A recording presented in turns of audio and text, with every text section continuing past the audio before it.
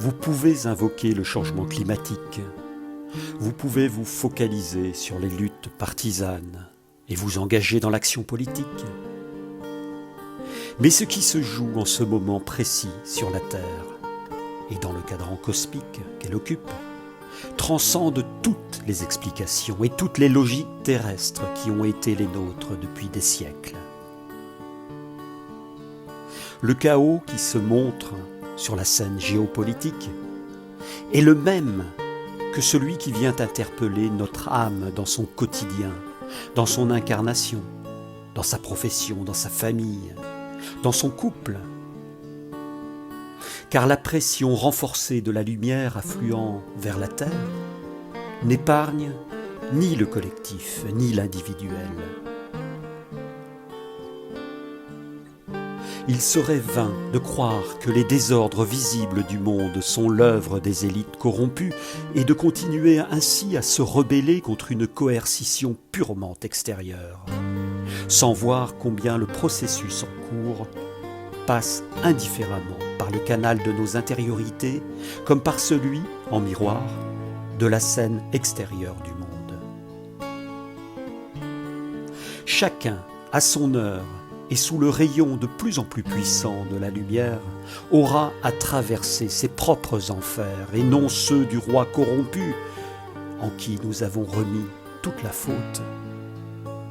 Aussi, le temps est-il venu de retrouver le chemin perdu, celui qui mène à soi, à notre plan d'origine, celui qui nous aidera à traverser la période qui s'en vient. Résister à la lumière sera entrer dans la souffrance, dans l'identification à nos ombres, qui seront littéralement broyées et dissoutes. Il ne peut en résulter rien de bon, sinon la perte infiniment douloureuse de notre propre individuation. Afin d'échapper à cette aliénante relation à nos ombres addictives et parfois inconscientes, puissions-nous retrouver à temps le grand silence intérieur qui sera pareil à l'œil du cyclone. La paix y régnera au milieu de la tempête. Comprenez que la clé de ce jugement en cours, par la simple action naturelle de la lumière, ne réside pas dans l'intensification des luttes frontales avec les manifestations extérieures de l'ombre, qui, le plus souvent d'ailleurs, trouvent leur équivalent en nous-mêmes. La clé est dans l'accès de chaque conscience incarnée à sa zone profonde de silence et de reliance à Dieu. Alors, nul n'aura à craindre l'étoile qui approche, car elle est porteuse de l'accomplissement, elle est porteuse de la promesse. Elle réalise l'ensemencement d'une terre nouvelle, d'une humanité nouvelle, d'une élévation qui ne sera plus compatible avec les structures de domination et de destruction qui animent encore la conscience humaine actuelle. Tournons nos regards vers l'intérieur. Le souvenir originel s'y trouve, tel un trésor méconnu et cependant au plus proche de nous.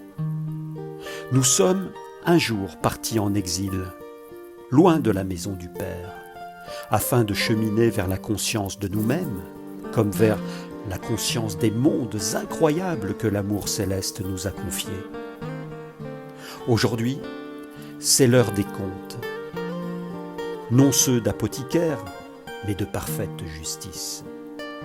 C'est l'heure des comptes, non pour la loi du profit, mais afin que la beauté du monde soit restaurée et rendue à la joie pure des âmes qui y œuvreront dans la gratitude.